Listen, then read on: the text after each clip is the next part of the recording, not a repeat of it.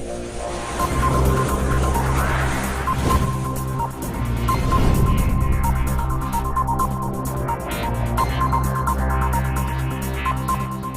My friend. आइए आज हम लोग देखते हैं क्विज 10 के प्रश्नों को। उससे पहले हम लोग देख लेते हैं क्विज 9 के परिणाम जो आपके स्क्रीन पर चल रहा है। तो आप अपने परिणाम को देखिए। परिणाम को लेकर यदि आपके पास कोई भी शिकायत हो तो आप कमेंट बॉक्स में अवश्य लिखें। हो सकता है कि किसी का नंबर एक आध हमसे मिस हो गया हो, तो आप अपने उत्तर से मिलाइए और कमेंट बॉक्स में लिखिए। आदित्य कुमार जिस प्रतिभागी का नाम हो, उनसे मेरा अनुरोध है कि आपको इसलिए प्राइज़ नहीं दिया गया। आपका नाम आज लॉटरी में निकला था, लेकिन आपको प्राइज़ इसलिए नहीं दिया गया क्योंकि आप सब्सक्राइबर नहीं थे। इसलिए आप पहले सब्सक्राइबर हो जाइए, फिर इस प्रतियोगिता में भाग लीजिएगा। तो चलिए, जो पहली बार वीडियो देख रहे हैं तो फटाफट सब्सक्राइब कर लीजिए, बेल आइकन को भी दबा दीजिए और अपने मित्रों में शेयर कीजिए। आप तक वीडियो पहुँचाने में हमें काफ़ी मेहनत करना पड़ता है, तो इसलिए आप एक लाइक भी कर दीजिए, ताकि आपके लाइक से हमें एनर्जी मिलता है। तो चलिए अब हम लोग देखते हैं क्विज 9 के उत्तर को। इससे पहले आपको कुछ नियम दिए गए थे, उस नियम को भी पढ़ लीजिएगा। प्रश्न नंबर 1, कौन सा एकमात्र स्तनधारी है जो उड़ सकता है? आपके ऑप्शंस हैं ए हुएल, बी चमगादड़, सी मुर्गी और डी छिपकली। तो आप अपना आंसर लिखिए और आप हमेशा ध्यान रखिए कि आज 10 प्राइज़ दिया जाएगा, इसलिए आप कहीं गलती करने की गुंजाइश न करें, थोड़ा सोच समझ के लिखें। चलिए अगले प्रश्न की ओर। प्रश्न नंबर 2, सत्यमेव जयते वाक्य कहाँ से लिया गया है? आपके ऑप्शंस हैं ए रामायण, बी महाभारत, सी मुंडकोपनिषद और डी इनमें से कोई नहीं। तो चलिए अब हम लोग चलते हैं 3 नंबर के प्रश्न की ओर। तीसरा प्रश्न देखते हैं। प्रश्न नंबर 3, भारत में सर्वाधिक बोली जाने वाली भाषा का नाम बताइए। तो आपके ऑप्शंस हैं ए अंग्रेजी, बी बांग्ला, सी हिंदी और डी में है तेलुगु। तो देखिए, सोचिए और फिर टिक लगाइए। चलिए हम लोग चलते हैं अब क्वेश्चन नंबर 4 की ओर। क्वेश्चन नंबर 4 है, आधुनिक युग का तुलसी किसे कहा जाता है? क्वेश्चन से एक बार फिर से सुन लीजिए।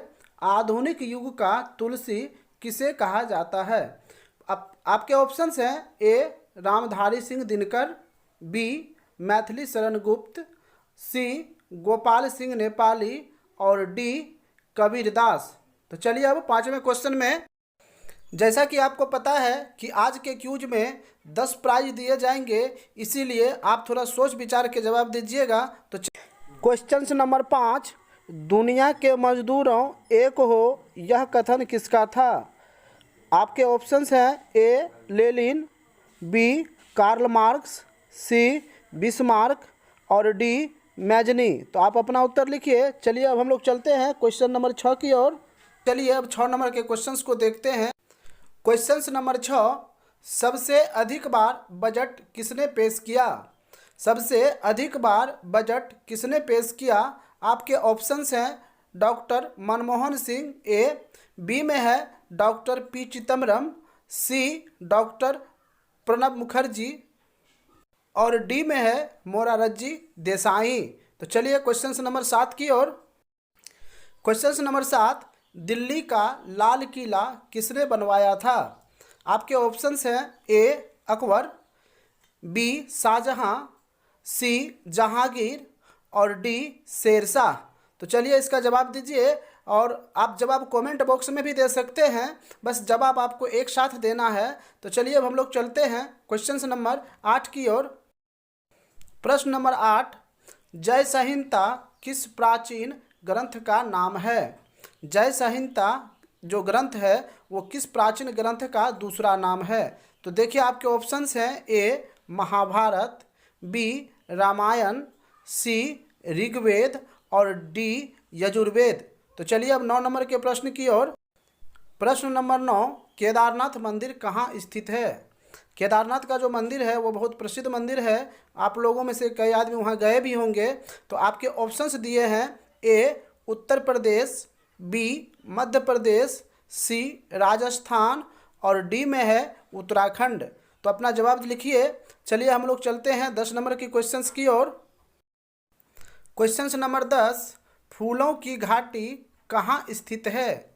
आपके ऑप्शंस हैं ए उत्तराखंड, बी जयपुर, सी हरियाणा और डी चंडीगढ़।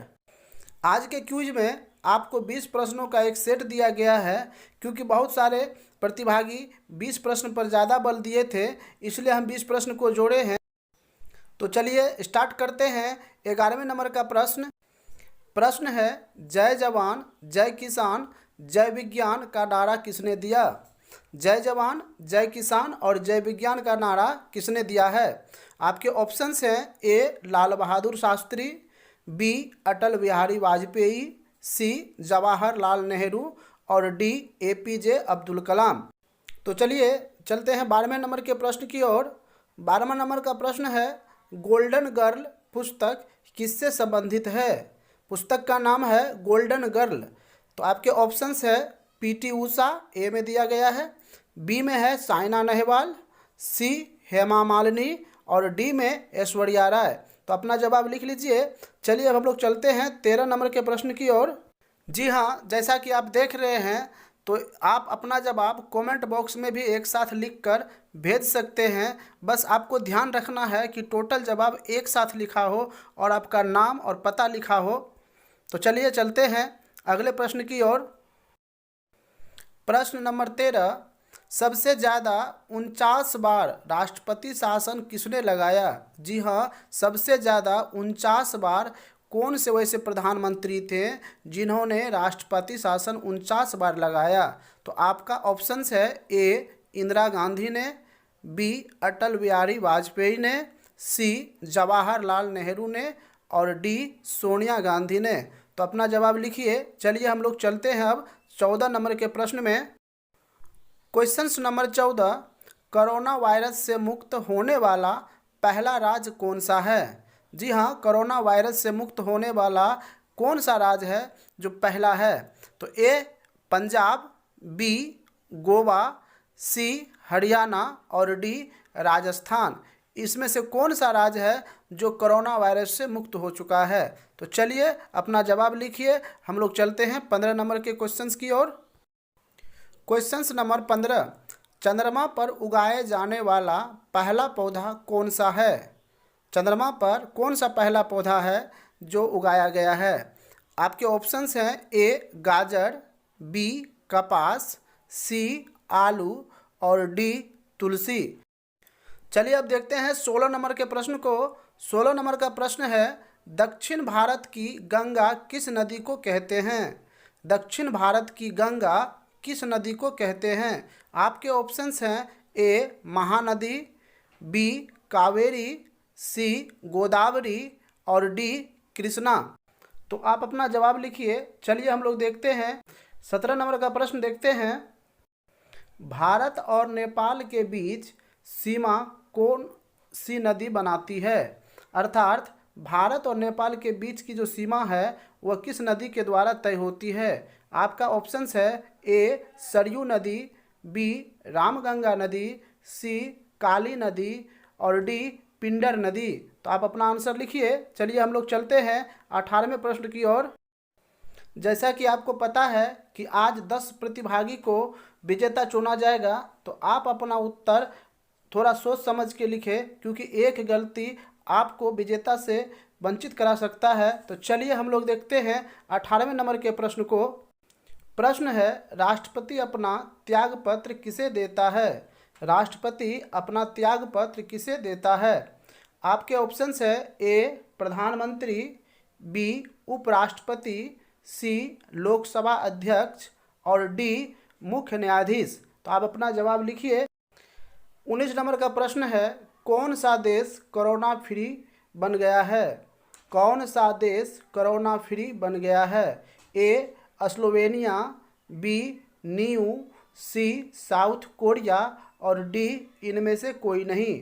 तो चलिए 20 नंबर के प्रश्न की ओर। बस आपसे हमारा इतना निवेदन है कि आप मेरे चैनल को सब्सक्राइब करें, बेल आइकॉन को भी दबा दें ताकि जैसे ही हम वीडियो डालें आप तक नोटिफिकेशन पहुंच सके। हाँ, यदि आपको यह वीडियो अच्छा लगता है तो आप अपने मित्रों में शेयर करें, फेसबुक पर, व्हाट्सएप पर शेयर करें ताकि हमसे अधिक से अधिक व्यक्ति जुड़ सके। तो चलिए अंतिम प्रश्न की ओर देखते हैं। Question number 20। प्रश्न नंबर 20, कार्बन के बाहरी कक्ष में कितने इलेक्ट्रॉन होते हैं? जी हाँ, कार्बन का जो बाह्य कक्ष होता है उसमें इलेक्ट्रॉन की संख्या कितनी होती है? आपके ऑप्शंस हैं ए 1, बी 2, सी 3 और डी 4। तो आप अपना उत्तर लिखिए और हमें एक साथ कमेंट बॉक्स में या व्हाट्सएप पर अपने नाम और पते के साथ भेजिए।